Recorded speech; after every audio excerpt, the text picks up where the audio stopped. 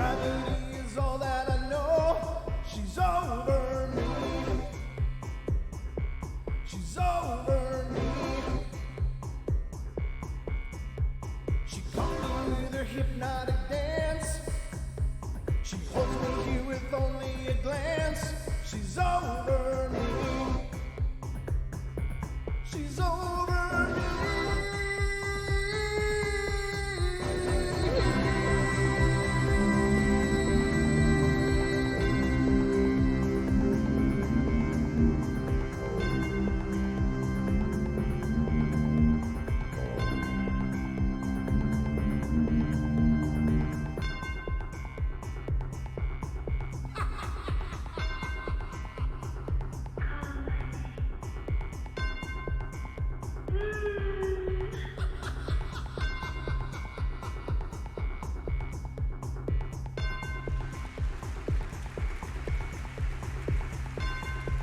Ladies and gentlemen, boys and girls of all ages, welcome to the Paranormal Portal.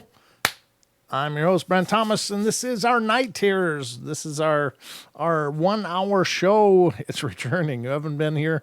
Haven't done one of these since Sunday, which is really kind of weird. It's still kind of odd to have had that Monday, Tuesday break, but it's cool. We're back. This is our first Night Terror since we've been back. We had a great show last night. Thank you all for your participation. We covered a lot of Bigfoot stuff last night, which was fun. I like talking about all that. But we are talking about ghostly encounters here tonight, so I hope you like a good ghost story, because I got a bunch of them just simmering on the stove, waiting to serve fresh right now, or pretty soon anyway. But if you want to be a part of tonight's show, their phone lines are always open here on the portal. You can call in. The number is 720-923-0500. Again, 720-923-0500. I'm trying to do hand gestures. What do you think? I hope you had a good day, everybody. Thank you for joining me here and being a part of the portal. I've had a good day. Set up a slip and slide today. Oof, that's some cutting edge fun right there. Yeah, it was just so much fun. It's just so funny to watch the little man learn how to do something like, how do you throw yourself willingly at the ground?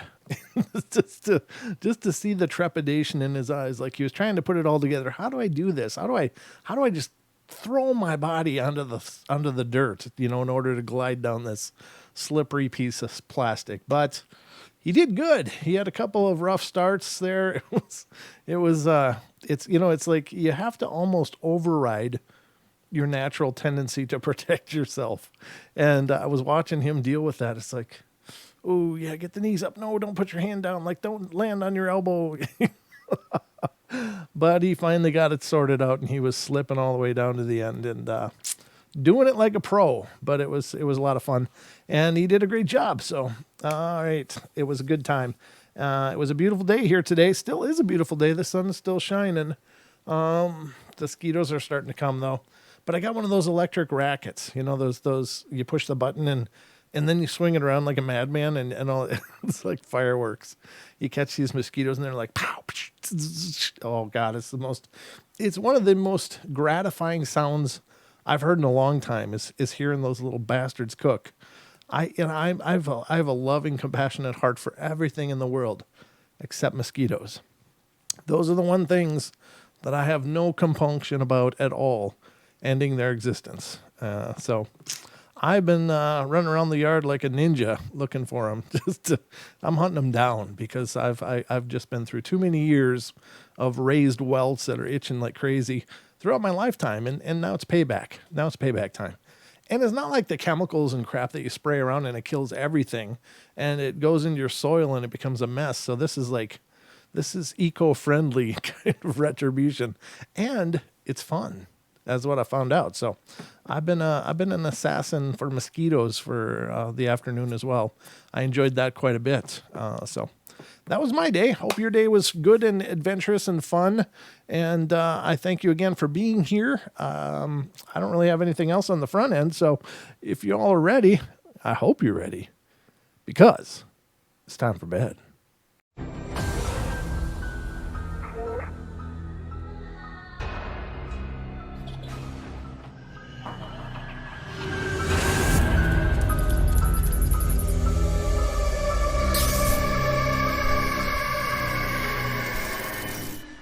Boom, there it is. All right, ladies and gentlemen, this is it. We're underway now, so I'm going to try to entertain the hell out of you for the next 45 minutes or so. So I hope you're ready to be entertained, because that's the whole agenda here tonight. In fact, that's my agenda every night. I hope that I achieve that, but I don't know. Sometimes I feel like some shows you can just tell when you're done. It's like, God, that was great. That was a great show. None of the other ones are like, oh, I think I don't feel like I did that well tonight. So I hope you guys don't know which is which, but when you do these shows enough, it's just like you'll know when you're not in the rhythm or not. Yeah, there's a rhythm to it, and as you're doing it, it's just things just roll and flow, and it just really feels good.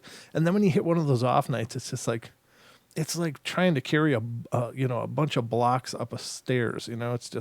It's just hard to find a rhythm, hard to find a cadence to it. So hopefully we'll have a good night tonight. I don't know, it's kind of autobiographical, I guess, but what the hell? It's my show. I can fill it with whatever I want, I guess. But all right, so I got some stories pulled up for you guys. Again, I hope you guys are going to enjoy them. These are all ghostly encounter stories. And I love this phenomena. I love all these phenomena, really, but again, it always marvels me.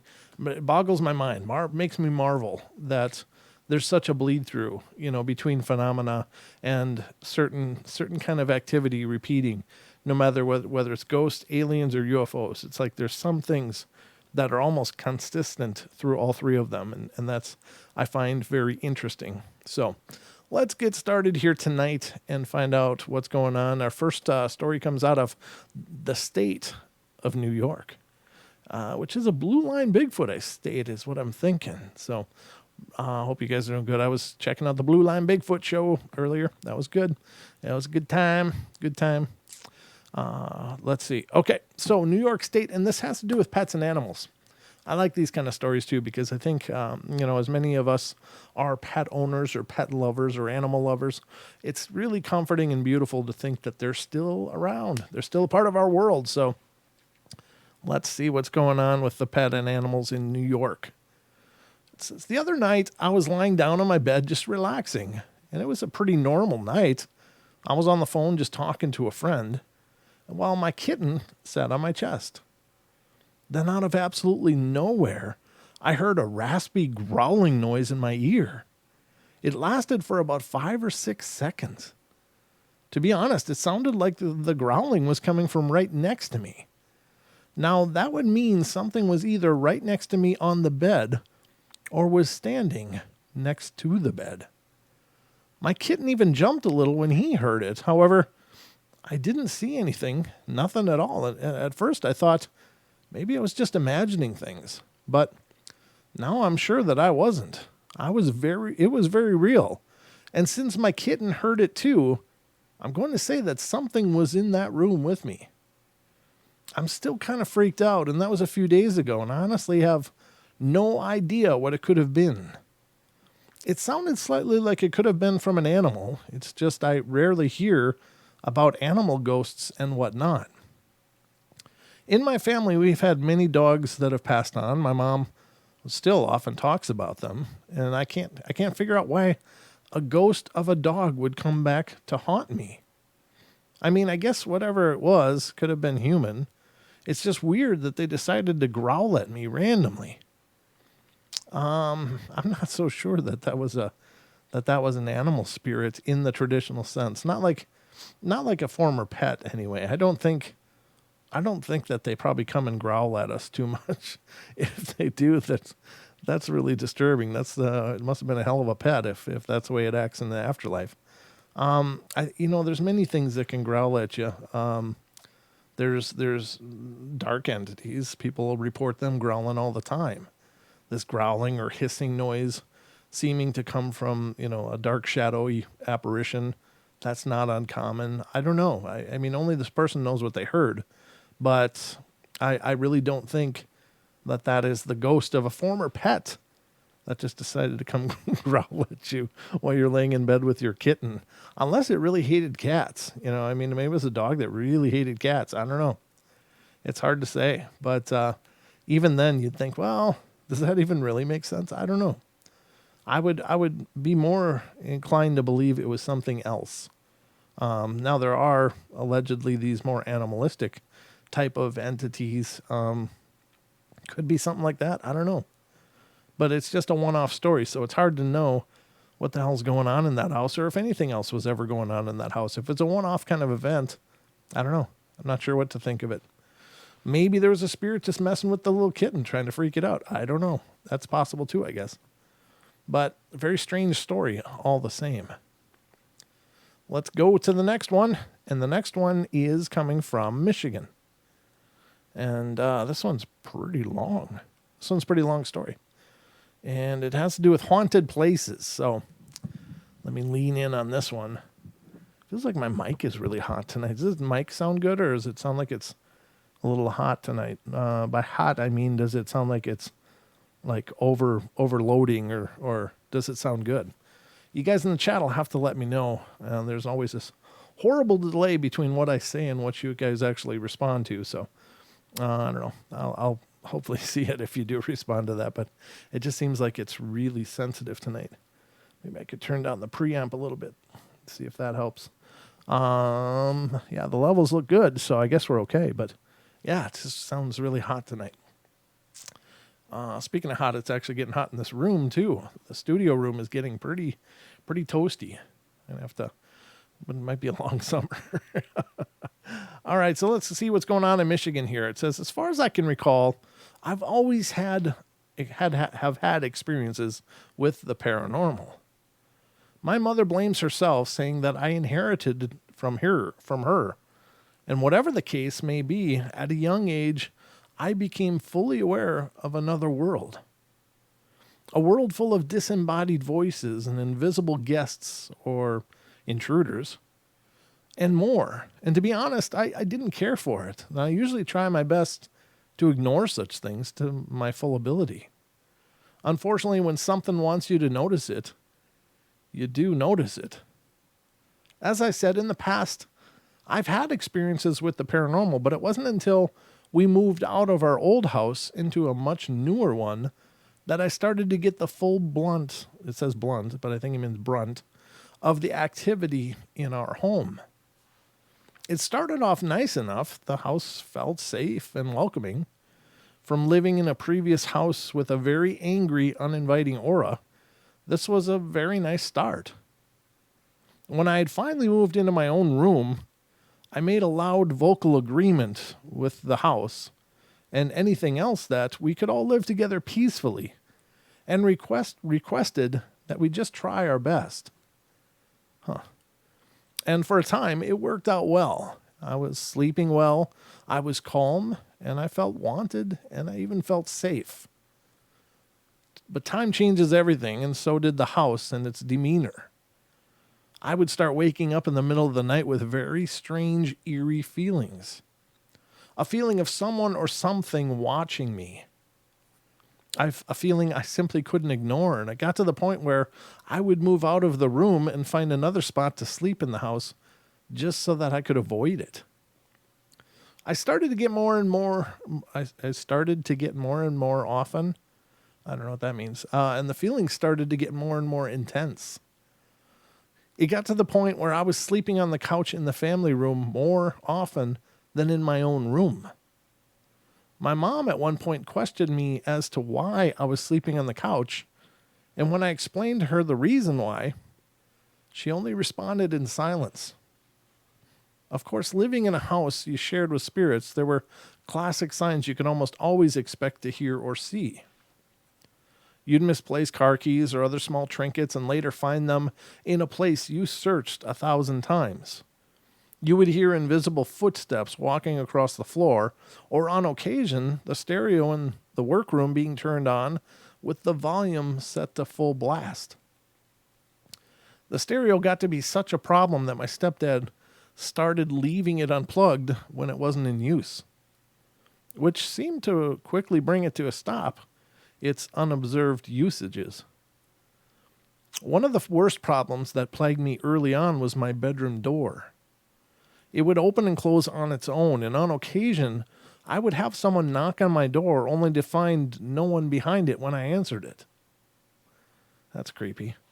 And it got to be such a bother that I would actually lock my door when I went to sleep in my room. And one night, the door obviously tried to open itself, and upon finding the door locked, my visitor angrily shook the doorknob and stomped off.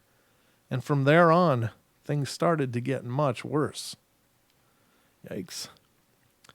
It started off real gradual. Every once in a while, maybe once a month, I would wake up screaming, and I would be instilled with a completely irrational fear, as if someone had filled my brain with liquid fear and then shook me up.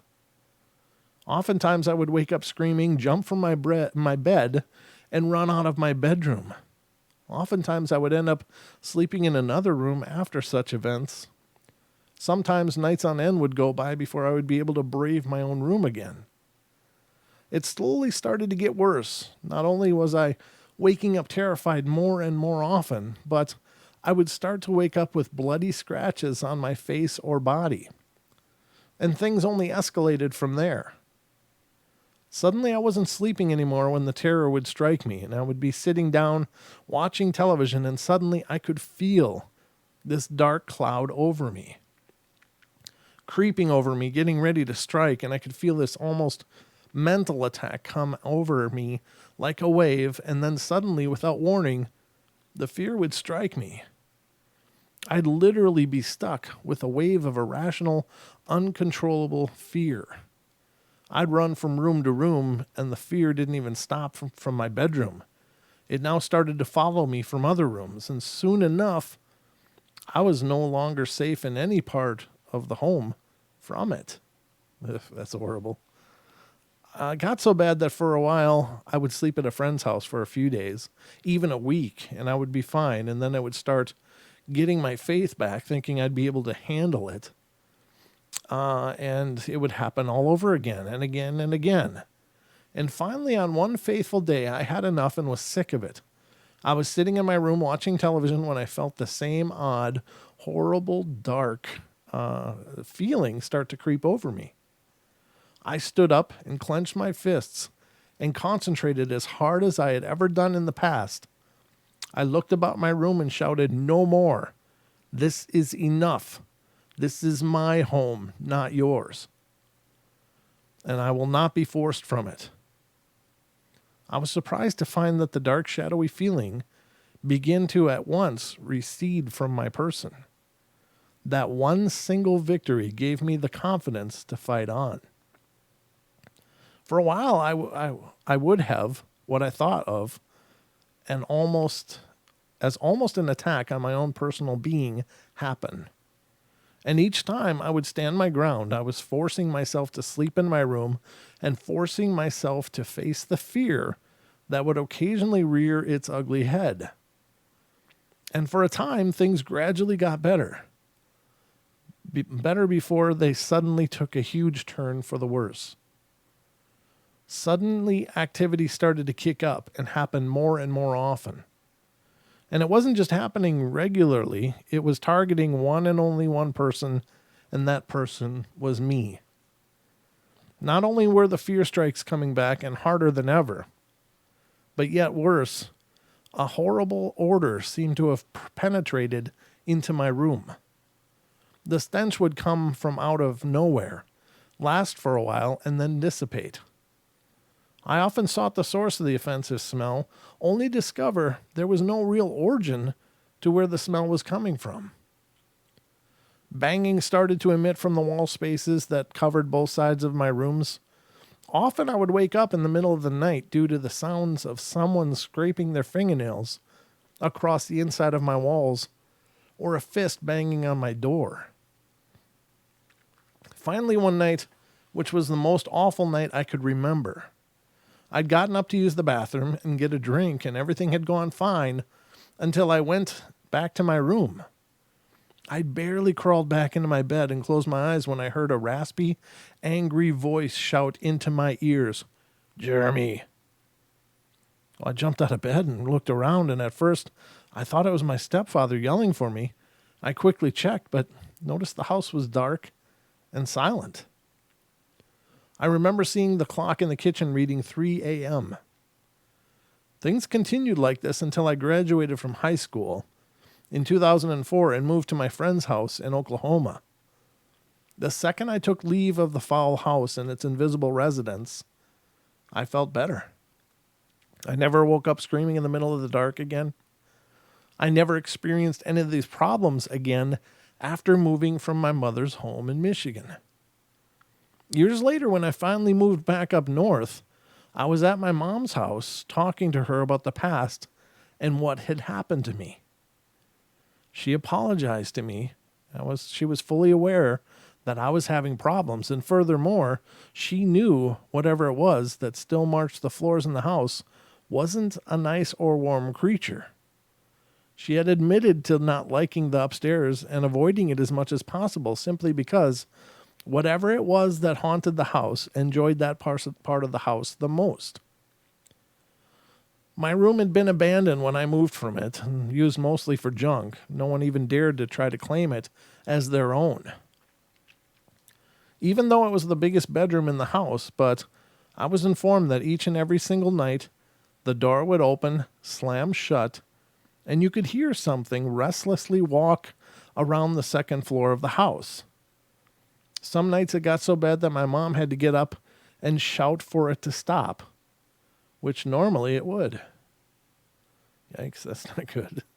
Finally, one night, my girlfriend had to stay over at my mom's house, and she stayed on the first floor and slept on the couch, and things were fine for a while until everybody went to bed and the house got silent and dark. And then, like clockwork, it started. The door to my room upstairs would open, slam closed, and then someone or something would walk from my room downstairs into the kitchen and throw what sounded like keys on the table. This happened all night, and it deeply disturbed my girlfriend. When I came back by to pick her up the next day, she told me her tale almost with tears in her eyes. I felt awful. I was hoping that she wouldn't have to meet the resident creature in my mom's home. And to this day, I still think about the hellish time I spent in that house and the trouble, whatever it was, that was caused to me.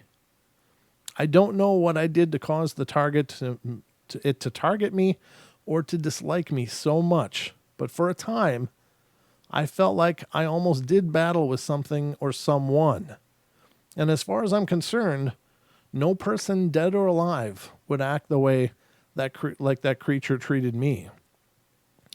And I'll always consider it a beast.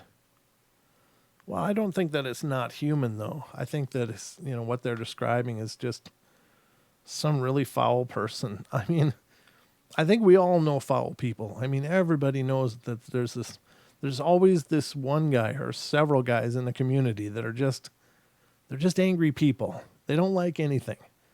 They don't like anyone. They just complain. They just complain and project their hatred outward from them. And so those people someday die. And those people may have a reason not to want to pass on. And I'm sure it's probably, that they just know they're not really good people. They're probably not blind to the fact that they're not very nice people. And so they stick around because it's safe. It's what they know. They don't have to worry about a judgment. They'll just deal with living in a bedroom in a house or wandering around a house for the rest of their days. And, those kind of people, we all know them. And there's nothing magical that happens in the transition of death. Like, people just don't become good people because they passed on. They don't. They're going to be the same people they were in life. Maybe a little more gravity to the situation because I'm sure a lot of them realize they're dead. Sometimes they don't, though. And then that could be part of the anger is that they don't know what the hell's going on. Suddenly there's people in their home and it pisses them off. I think that, some of these beings, these spirits, live in a state of confusion. It's like, why are these people always in my house?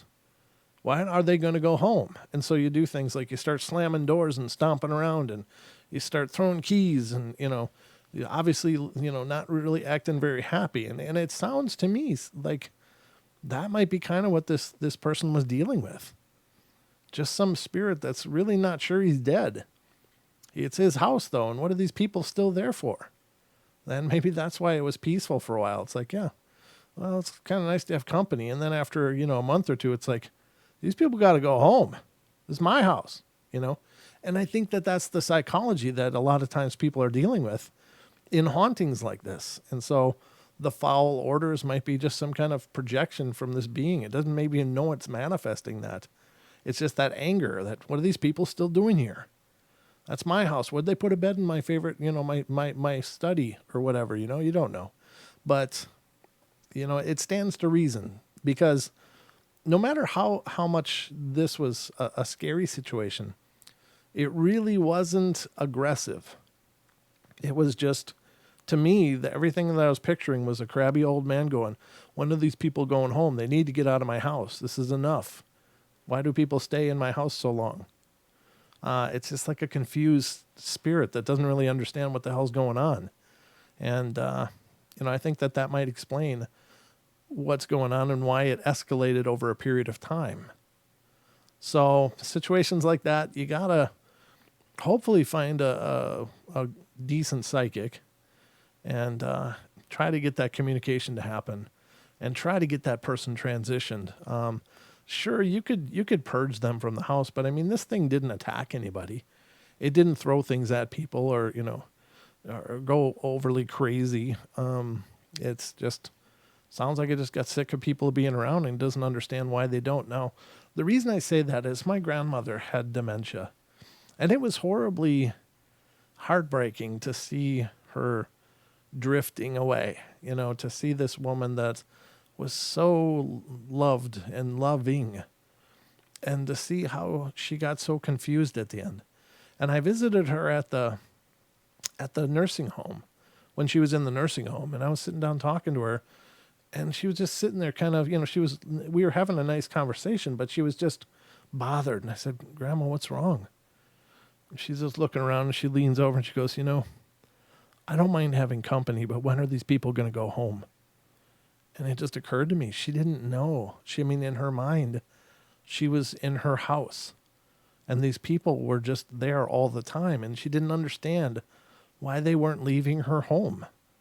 My grandmother was very, very much like me. She was kind of a hermit, and it was just a realization that hit me. It's like she doesn't know.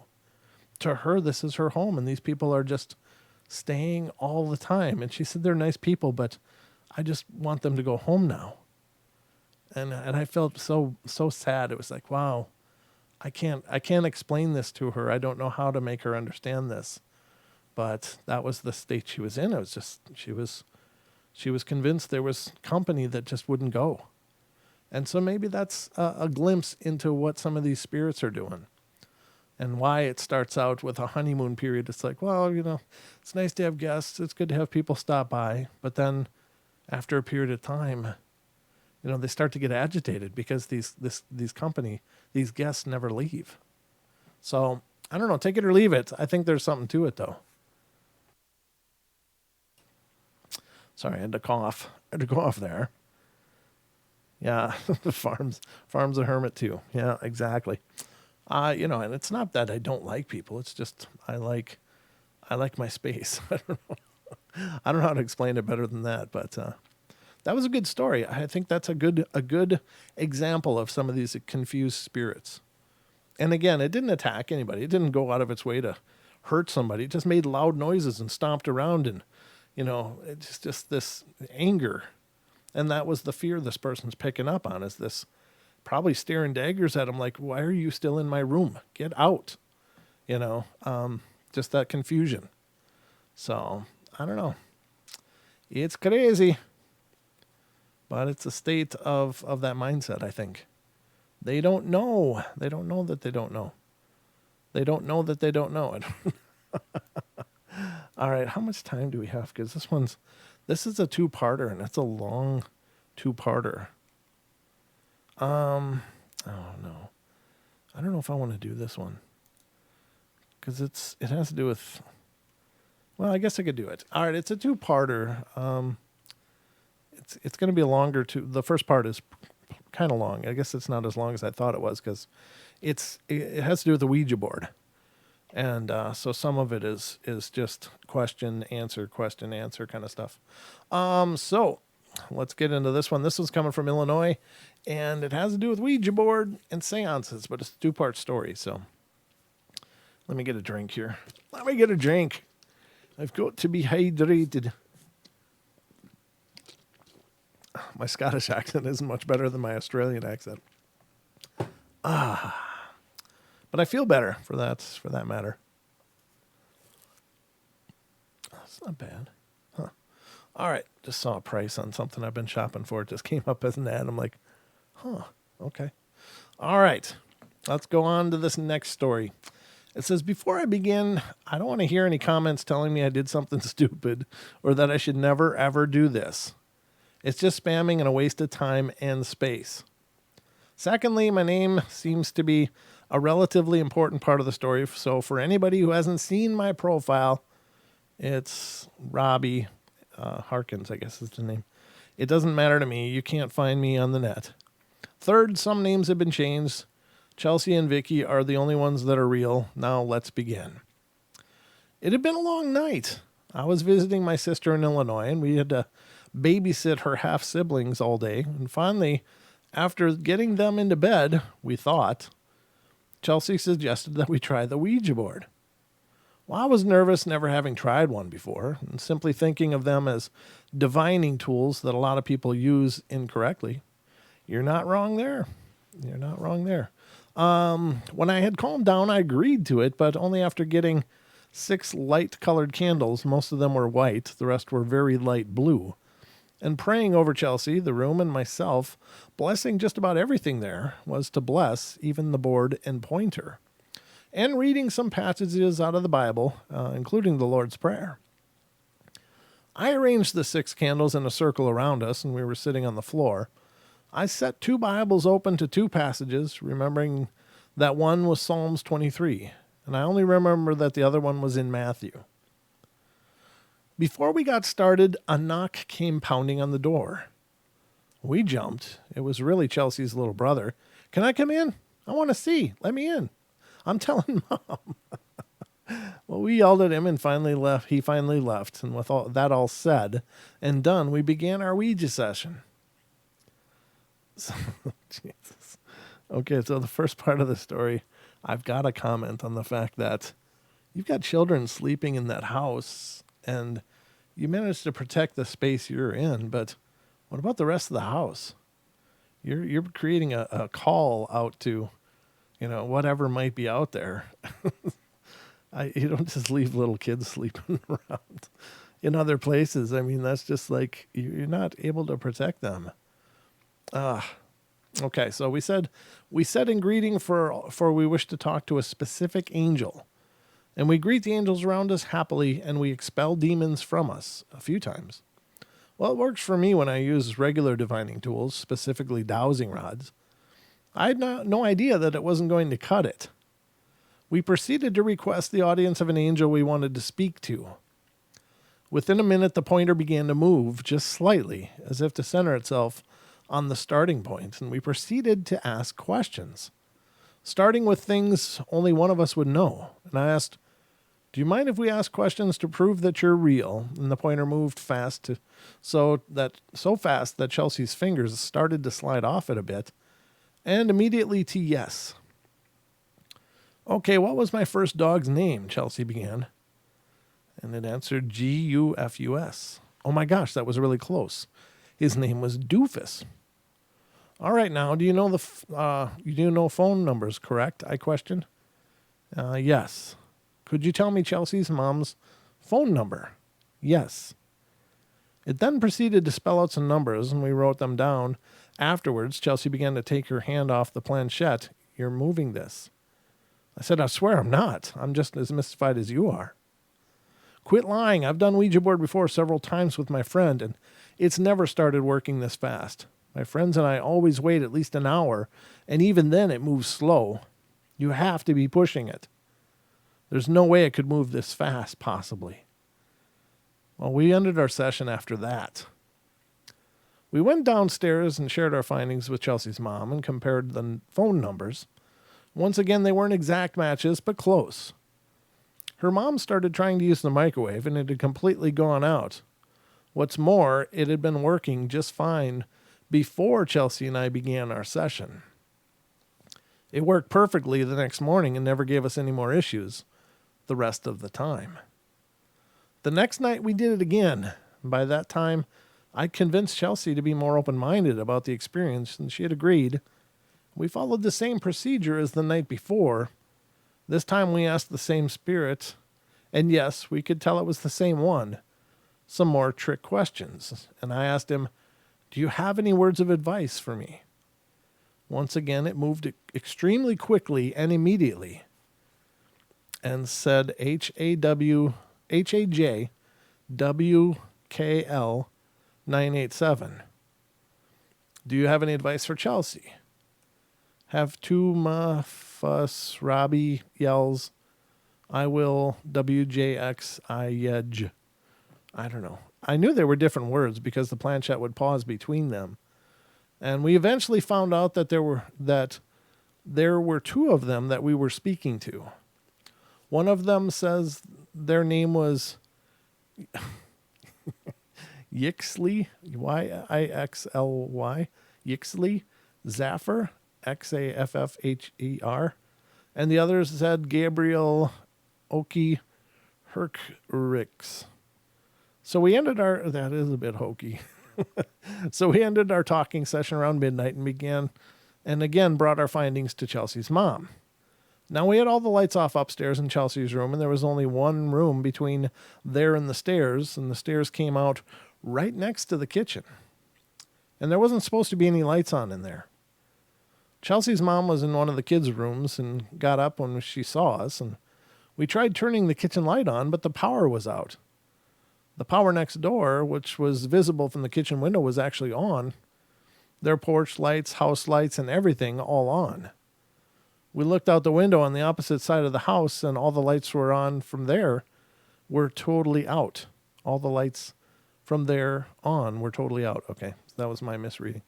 Porch lights, house lights, even some street lights were out, and it was just a line of dead houses. In 2 hours, the kitchen lights came on as well as the rest of the lights that were off in the neighborhood, just to assure you the weather was clear for that day and the one following. There had been a storm the day before, but the weather had long since cleared by then and was all clear, all that day and the next. The next day was normal, and we decided to do it again. So this is where it's continued, part 2. It says, "All right, it's been a while since I told you the first part. This one is a continuation. So if you haven't read that, then read it before any further. Now, this has been a while since my last story, but my stepsister encouraged me to finish this to give everyone what they've been waiting for, and I'm sorry for making everyone wait so long." Well, thank you for that. Well, since the incident with the Ouija board, several things have happened. Firstly, the night after the events that happened in part 1, we decided to bring Chelsea's mom upstairs to practice it with us. First, we used the dowsing rods for a while so that we could warm everything up. The strange thing was that they worked very well when I used them, but slow when Chelsea was asking, and when her mom asked questions, the action was completely bizarre. The rods would go in opposite directions every time we asked, or we asked things about the spirit that was around her. We could not get a clear response, and we eventually got tired of it and began to set up the Ouija board. Being as Christian as I am, I went through prayer and blessing everything but the people in the room. Now, in hindsight, that was a bad idea. I should have been praying over Vicky, stepsister's mom, and Chelsea, stepsister, because of what happened during the session. Our Ouija session continued relatively normally. However, there was something different about the atmosphere. It was somehow heavier than the nights before. We were trying to contact a spirit for Vicky. Now, I suppose that the flaw in our logic was that we were not trying to contact this particular spirit, just an angel that was around her. That was where we went wrong. We tried asking for a name, and it spelled out Emma, E-M-M-A. And when we asked if it had a surname, the pointer moved to yes. We asked for it, and the pointer seemed to struggle for a few seconds before tentatively going to X and then no. And then the pointer began to move to the edge of the board very quickly. Out of curiosity, I kept all our hands on it, and it went all the way off the board and started moving across the floor, at which point we did something stupid. Rather than try to move the pointer to goodbye, I didn't know it was allowed to do that at the time. We picked it up and placed it back in the middle. Then we said goodbye, and the pointer moved to goodbye. Then we called up Gabriel, the kinder spirit from the nights before, and we asked a few questions, but I noticed something odd about the way that the planchette was moving. The first couple of times we had talked to this particular spirit, the planchette had moved straight to each letter, and the little plastic needle had stopped dead center on each letter. The responses had been clearer than the first 2 nights. On the particular night I'm writing about, the planchette would move around the board a little before coming to a halt. That would usually be so close to the edge of a letter that I would have to bend over the board to make sure it was on a letter at all. The answers seemed to be rather garbled as well. The atmosphere in the room began to feel evil. We were uneasy, a little nauseous, and trembling a bit. Finally, Chelsea got scared and refused to join us. We then promptly ended the session, telling the spirit goodbye. The planchette moved to goodbye. I picked up the dowsing rods again. Vicky and I were wondering what had happened during the Ouija board session, so we decided to speak to the spirit we'd been communicating with all night. Again, we could not get a clear answer, but slowly both rods began to be completely taken over. One of them would move very quickly, and the other would slowly point in the direction that the other one would. I could tell that they were being taken over by something evil, because Vicky asked, "Are you from hell?" They pointed to yes. "Get out, get away from me, leave me alone." The rods slowly pointed to no.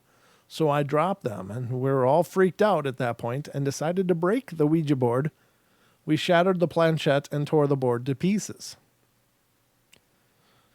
Afterwards was probably the weirdest part. For Vicky, nothing seemed to happen. Whichever demon was talking to us probably was already with her.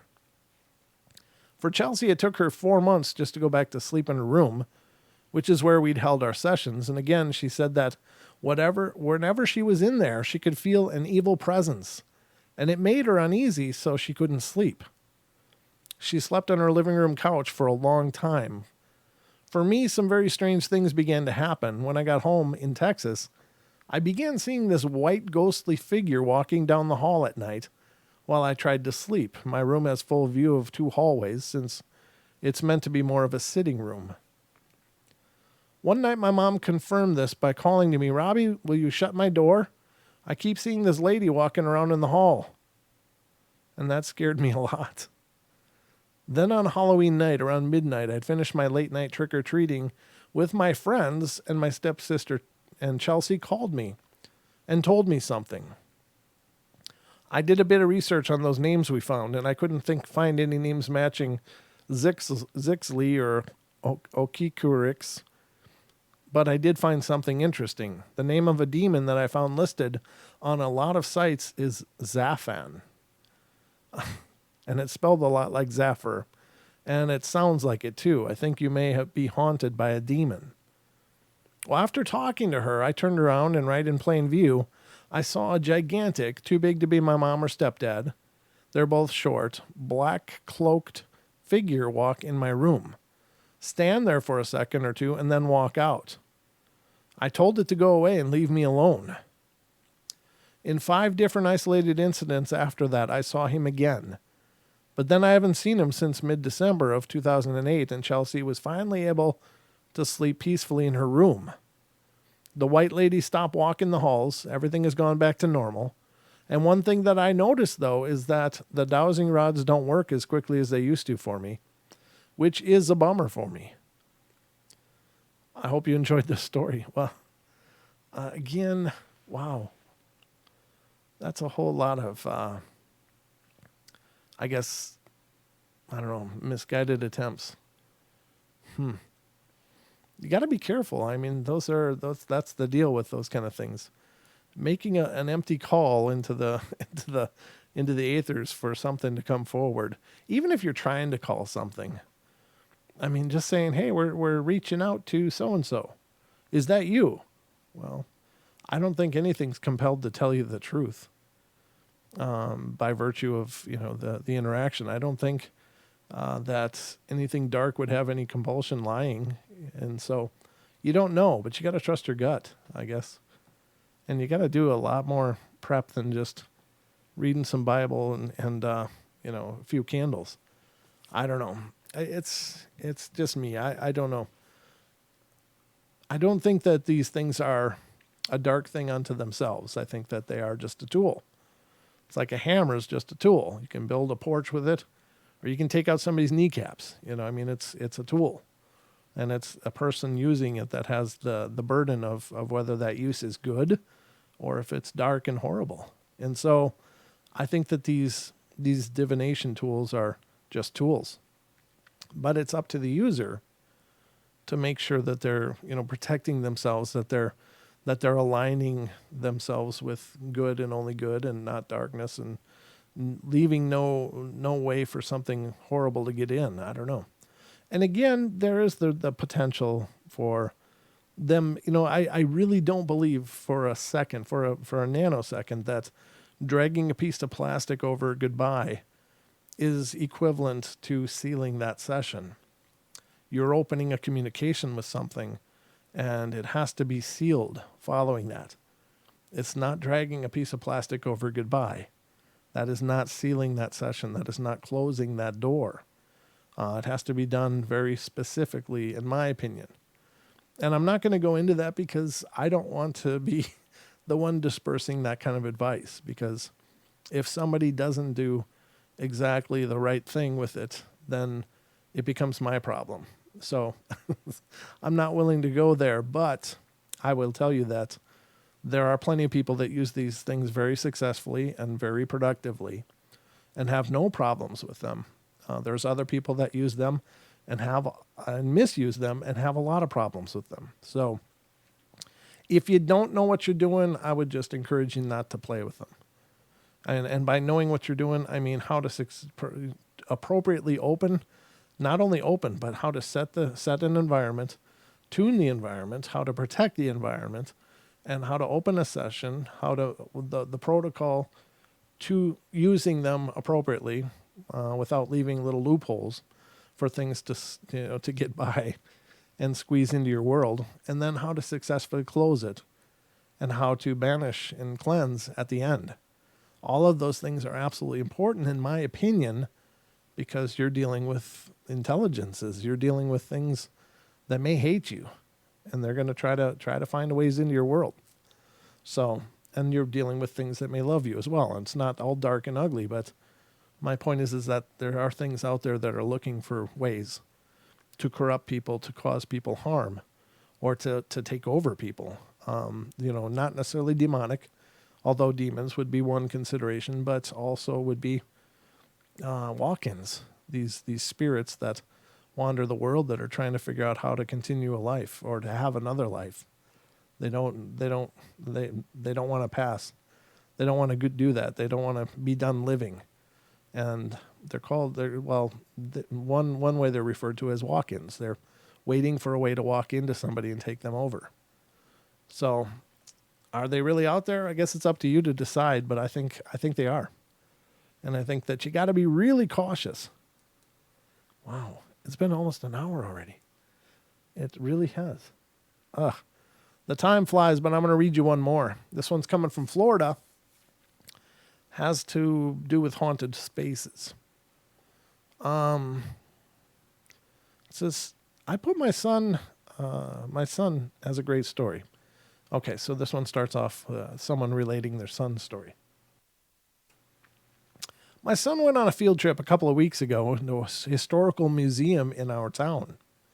It's located within walking distance from his school. I'd say a 10-minute walk, but now I'll give you a little background on Ash.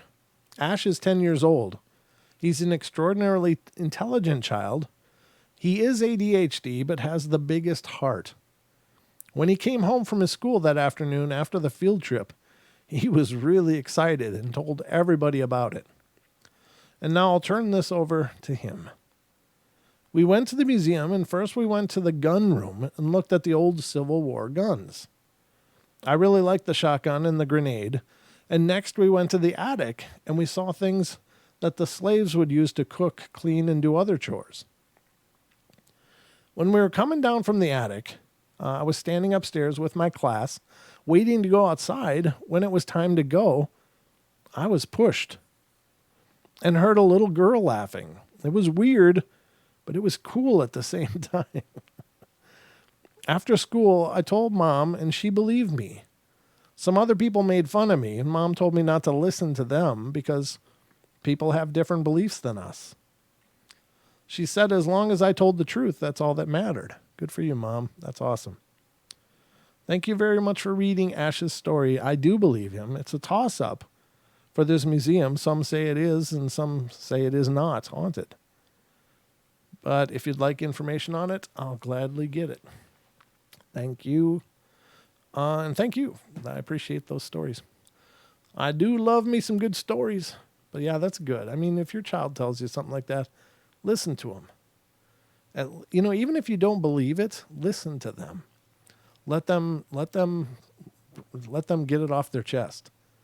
Give them a sympathetic ear. It's not important that you believe in what they're saying, but they do. And telling your child that they're wrong is not causing them to dismiss it, but it's causing them to not be able to tell you. And then they lose that ability to communicate, that one place that they have that's safe to share these kind of things. So always listen to the kids. The kids have a story to tell. And they have fantastical imaginations. Listen to those too. I don't know. Some, fantastical imaginations become incredibly creative people later in life, and you don't want to smash that. So, all right, ladies and gentlemen, I guess that's it. That's all I got for you. I hope it was a good journey. I hope you enjoyed it. I enjoyed bringing it to you. Of course, I'll be back tomorrow night with the 2-hour version of the show again. So it's 2 hours Wednesday, 1 hour Thursday, 2 hours Friday, and 2 hours Saturday. Now on Saturday, remember, we've got Stephen Majors and Dr. Robert Alley coming on the show, and one other gentleman who will be joining us as well. And this is the Extreme Expeditions Northwest LLC, and we're going to have a great discussion with them. The gentleman's name is Will Ulmer, Will Grassman Ulmer, and it's going to be great to meet Will. I've never met him before, so it'll be great to hear what they've got to say and what they've been doing and dealing with. It's going to be a good time. So Don will be here as well, as far as I know, so it should be a good time. Thank you, Taco. Appreciate that, brother. I appreciate that. And thank you all for being here. Thanks, Farm. Supportal. Supportal. That's funny. We've got a supportal. teespring.com/stores/paranormal portal. Paranormal-portal. Yeah, that's right. So anyway, that's going to wrap it up for tonight. Thank you so much. Have a great day tomorrow. It's Friday, so you got a weekend ahead of you. Everybody rejoice. And I'll be back. So I hope you guys will join me then. We'll have a good time tomorrow night at 7 p.m. Pacific Standard Time right here on YouTube and on TFR Live. So we'll talk to you then. Love you all. Be good, be kind, be nice. Take care of each other. Help each other out. Find the magic in every day. And remember to laugh as much as you can. Love you guys. Have a great night, and I'll talk to you soon. Sweet dreams.